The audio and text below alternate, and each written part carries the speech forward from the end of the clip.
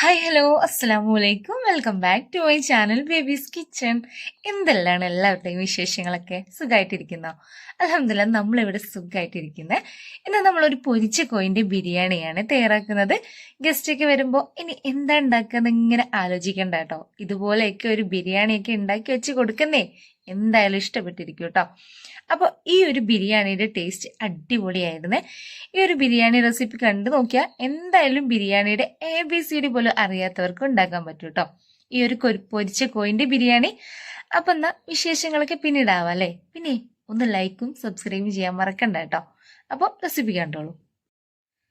അപ്പോൾ അതിനായിട്ട് ആദ്യം നമ്മൾ ചെയ്യാൻ പോകുന്നത് ചിക്കൻ ഒന്ന് മസാലയൊക്കെ തേച്ച് വെക്കുക എന്നുള്ളതാണ് കേട്ടോ. അപ്പോൾ ഞാനിവിടെ ഒരു 1.5 കിലോ ചിക്കനാണ് എടുത്തിട്ടുള്ളത്. ഇനി ഈ ഒരു ചിക്കനിലേക്ക് നിങ്ങളുടെ അടുത്തുള്ള മുളക് പൊടിയുടെ എരിവിനനുസരിച്ച് നോക്കിയിട്ട് ഒരു 2 ടീസ്പൂൺ നിറയെ മുളക് പൊടി ഇട്ട് കൊടുക്കാം.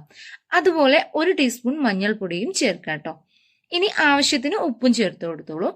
കൂടാതെ ഇതുപോലെ ഒരു 1/2 കഷ്ണം ചെറുനാരങ്ങയുടെ നീരും ചേർത്ത് നന്നായിട്ട് ഇതുപോലെ ഒന്ന് കുഴച്ചെടുക്കാം കേട്ടോ.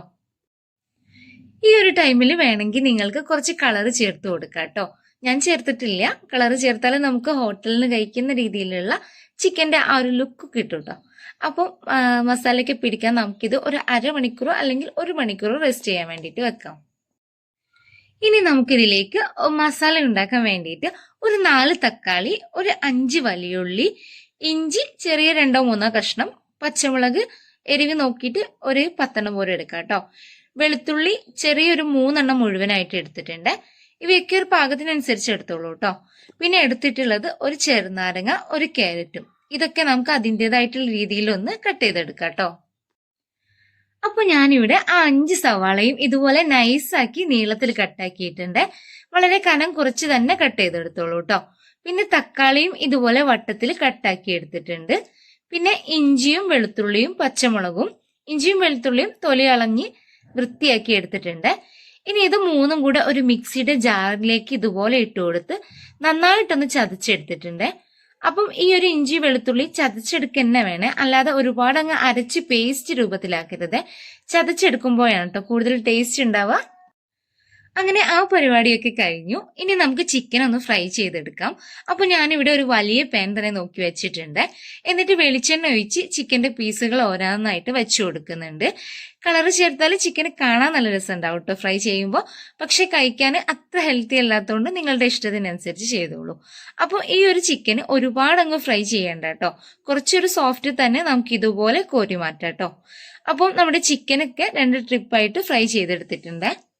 അടുത്തതിനി കുറച്ച് ഓയിൽ ഒഴിച്ച് കുറച്ച് അണ്ടിപ്പരിപ്പും മുന്തിരിയും വറുത്തെടുത്ത് കോരി മാറ്റി വെക്കാം കേട്ടോ. ഇനി ഈ ഒരു ഓയിലിൽ തന്നെ അരിഞ്ഞു വെച്ച് സവാളയുടെ പകുതി നമുക്കിതിലേക്ക് ഇട്ട് ബ്രൗൺ കളർ ആവുന്നത് വരെ ഒന്ന് ഫ്രൈ ചെയ്തെടുക്കാം. എന്നിട്ട് ഈ ഫ്രൈ ആക്കിയ ഉള്ളിയിൽ നിന്ന് കുറച്ച് മാറ്റി വെച്ചിട്ട് ബാക്കി ആ ചൂടോടെ തന്നെ ഒന്ന് കൈവച്ച് തിരുമ്മി പൊടിച്ചെടുത്ത് മാറ്റി വെക്കാം. അടുത്ത പരിപാടി ഇനി നമുക്ക് ഒരു ചെമ്പ് വെച്ച് സവാള പൊരിച്ചെടുത്ത ആ ഒരു ഓയിൽ ഉണ്ടല്ലോ, അതിൽ നിന്ന് കുറച്ച് ഓയിൽ ഒഴിച്ചു കൊടുക്കാം. എന്നിട്ട് ബാക്കിയുള്ള സവാള ഇട്ട് കൊടുക്കാം. അതിന്റെ കൂടെ തന്നെ ഒരു 7-8 ഏലക്കാഴയും ഒരു 4 കഷ്ണം പട്ടയും ഒരു 8 ഗ്രാമ്പും ഇട്ട് കൊടുക്കാം കേട്ടോ. ഇനി ഉള്ളി ഒന്ന് വഴന്ന് വരാനുള്ള ഒരു 1/2 ടീസ്പൂൺ ഉപ്പും ചേർത്ത് ഇളക്കി കൊടുത്ത് സവാളയൊന്ന് നന്നായിട്ട് വഴന്ന് വരുന്നത് വരെ അടച്ചു വെക്കാം. ഇപ്പോൾ സവാള നന്നായിട്ട് വഴന്നു വന്നിട്ടുണ്ട്. ഇതിലേക്ക് ഇനി ചതച്ചു വെച്ച ഇഞ്ചി വെളുത്തുള്ളി പേസ്റ്റ് ഇട്ട് കൊടുക്കാം കേട്ടോ. എന്നിട്ടൊന്ന് പച്ചമണം മാറുന്നത് വരെ ഒന്നും കൂടെ വഴറ്റിയെടുക്കാം. ഇനി നമുക്കിതിലേക്ക് തക്കാളിയാണ് ചേർത്ത് കൊടുക്കേണ്ടത്.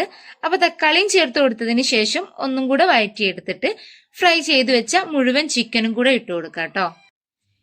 എന്നിട്ട് ചിക്കനെല്ലാം ഇതിലൊന്ന് നന്നായിട്ട് യോജിപ്പിച്ചെടുത്തതിന് ശേഷം ഇതിലേക്ക് പൊടിച്ചെടുത്ത ബിരിയാണി മസാലയിൽ നിന്ന് 1 ടേബിൾ സ്പൂൺ ബിരിയാണി മസാല ഇട്ട് കൊടുക്കാം കേട്ടോ. അപ്പം എപ്പം ബിരിയാണി ഉണ്ടാക്കുകയാണെങ്കിലും ബിരിയാണിക്ക് ഏറ്റവും നല്ലത് നമ്മൾ പാക്കറ്റ് വാങ്ങിയിട്ട് പൊടിച്ചിട്ട് ഇട്ട് കൊടുക്കുന്ന ബിരിയാണി മസാലയാണ്. അപ്പോൾ അത് ഒന്നുകൂടി ശ്രദ്ധിക്കണേ. അപ്പോൾ ഇങ്ങനെ പാക്കറ്റ് വാങ്ങി പൊടിച്ചിടുമ്പോഴാണ് കേട്ടോ ബിരിയാണി എപ്പോഴും ടേസ്റ്റ് ആയിട്ടും സ്പെഷ്യൽ ആയിട്ടും ഇരിക്കുക. ഇനി കുറച്ച് പുതിനയിലയും മല്ലിയിലയും അരിഞ്ഞത് ഇട്ട് കൊടുക്കാം. കൂടെ നമ്മൾ ഫ്രൈ ചെയ്ത് മാറ്റി വെച്ചിരുന്ന സവാളയിൽ നിന്ന് കൈകൊണ്ട് ഞെരടി വെച്ചിരുന്ന പൊടിച്ച ഉള്ളി ഇതിലേക്ക് ഇട്ട് കൊടുക്കാം കേട്ടോ. അപ്പൊ എല്ലാം കൂടെ നന്നായിട്ട് മിക്സ് ചെയ്തെടുത്തിട്ട് ഒരു 1/2 ടീസ്പൂൺ മല്ലിപ്പൊടിയും ഒരു 3 ടേബിൾ സ്പൂൺ തൈരും കുറച്ച് കറിവേപ്പിലയും 1 ടേബിൾ സ്പൂൺ നിറയെ കുരുമുളക് പൊടിയും കൂടെ 1 ടീസ്പൂൺ മിൽമയുടെ നെയ്യും ചേർത്ത് നന്നായിട്ടൊന്ന് മിക്സ് ആക്കി നമുക്ക് ഇറക്കി വെക്കാം. അപ്പം ഈ ഒരു ഇൻഗ്രീഡിയൻസ് വെച്ച് ഒരുപാട് മസാലയൊന്നും ഉണ്ടാവില്ല കേട്ടോ. അല്ലെങ്കിലും ബിരിയാണിക്ക് ഒരുപാട് മസാല കൂടിയാൽ കൊള്ളത്തില്ല കേട്ടോ. ഇനിയാണ് നമ്മൾ റൈസ് വേവിക്കാൻ പോകുന്നത്. അതിനായിട്ട് ഒരു ചെമ്പ് വെച്ച് അതിലേക്ക് നെയ്യോ ഓയിലോ ഏതെങ്കിലും ഒന്ന് ഒഴിച്ച് കുറച്ച് ഏലക്ക, കുറച്ച് ഗ്രാമ്പു, ഒരു 3 പീസ് പട്ടയും ഇട്ട് കഴുകി വെള്ളം ഊറ്റിയെടുത്ത 2 കിലോഗ്രാം റൈസ് ഇതിലേക്കിട്ട് ഒന്ന് ലോ ഫ്ലെയിമിൽ വെച്ച് ഒരു 3-4 മിനിറ്റ് നമുക്കിതൊന്ന് വറുത്തെടുക്കാം കേട്ടോ. ഇങ്ങനെ ചെയ്താൽ റൈസ് അത്ര പെട്ടെന്നാണ്ട് ഉടഞ്ഞു പോവില്ല കേട്ടോ. നമുക്ക് റൈസ് നല്ല വേറിട്ട് കിട്ടുന്ന രീതിയിൽ തന്നെ ആയിരിക്കും. ഇനി നമുക്കിതിലേക്ക് തിളച്ച വെള്ളം ഒഴിച്ചു കൊടുക്കാം. അപ്പം വെള്ളത്തിന്റെ അളവ് എങ്ങനെയാന്ന് വെച്ചാല് നിങ്ങൾ എടുക്കുന്ന അരിയുടെ ഇരട്ടി വെള്ളം കേട്ടോ. അത് അരി ഒരു പാത്രത്തിലേക്ക് ഇട്ടിട്ട് ഒന്ന് അളന്ന് നോക്കിയാൽ മതിയെ. എന്നിട്ട് അതിന് 2 പാത്രം വെള്ളം എടുക്കുക. ഇനി ഇതിലേക്ക് ഒരു 4-5 ബേ ലീഫ് ഇട്ട് കൊടുക്കാം കേട്ടോ. ഇനി കുറച്ച് ക്യാരറ്റ് ചെറുതാക്കി കട്ട് ചെയ്തതും കൂടെ ഇട്ട് കൊടുക്കാം. ആവശ്യത്തിന് ഉപ്പും ചേർക്കാം. ഈ ഒരു അരമുറി ചെറുനാരങ്ങയുടെ നീരും ഒഴിച്ചു കൊടുക്കാം. എന്നിട്ടെല്ലാം നന്നായിട്ടൊന്ന് മിക്സ് ആക്കി ലോ ഫ്ലെയിമിൽ അടച്ചു വെക്കാം. അപ്പോൾ റൈസ് ആവുന്ന നേരം കൊണ്ട് നമുക്കിതിലേക്ക് നല്ല തൈരും ചമ്മതി ഉണ്ടാക്കിയാലോ. അപ്പോൾ അതേ കുറച്ച് തൈരിലേക്ക് ക്യാരറ്റ് ചെറുതാക്കി കട്ടാക്കിയതും പച്ചമുളക് ചെറുതാക്കി അരിഞ്ഞതും നൈസാക്കി കട്ടാക്കിയ സവാളയും ആവശ്യത്തിന് ഉപ്പും കുറച്ച് മല്ലിയിലയും ചേർത്ത് ഇളക്കി യോജിപ്പിച്ചെടുത്താൽ അടിപൊളി തൈര് റെഡി. ഇനി ഒരു മിക്സിയുടെ ജാറിലേക്ക് കുറച്ച് തേങ്ങ ചിരകിയതും പച്ചമുളകും ഒരു ചെറിയ കഷ്ണം ഇഞ്ചിയും കുറച്ച് മല്ലിയിലയും ആവശ്യത്തിന് ഉപ്പും കുറച്ച് വിനീഗറും ചേർത്ത് അടിച്ചെടുത്താൽ ചമ്മന്തിയും റെഡി. അപ്പോഴേക്കും നമ്മുടെ റൈസ് 1/4 ഭാഗം വേവായിട്ടുണ്ട്. ഒന്ന് ഇളക്കിയതിന് ശേഷം ഒന്നും കൂടെ കുറച്ചു നേരം അടച്ചു വെച്ച് വേവിച്ചെടുത്താൽ റൈസും റെഡി. ഇനി നമ്മുടെ മസാലയുടെ മുകളിലേക്ക് റൈസ് നിരത്തി വെച്ചു കൊടുത്ത് വറുത്തു മാറ്റി വെച്ചിട്ടുള്ള കാഷ്യൂനട്ട്സും മുന്തിരിയും പൊരിച്ച സവാളയും ഇടയ്ക്കിടെ ഇട്ട് കൊടുക്കാം കേട്ടോ.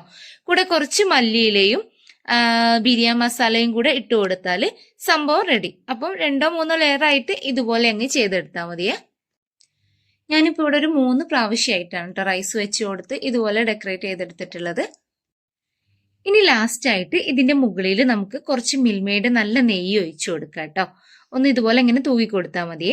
ഇനി നമുക്കിത് നന്നായിട്ടൊന്ന് കവർ ചെയ്യുന്ന രീതിയിൽ അടച്ചു വെച്ചിട്ട് ലോ ഫ്ലെയിമിൽ കുറച്ച് നേരം ഒന്ന് ദമ്മിട്ടെടുക്കാം.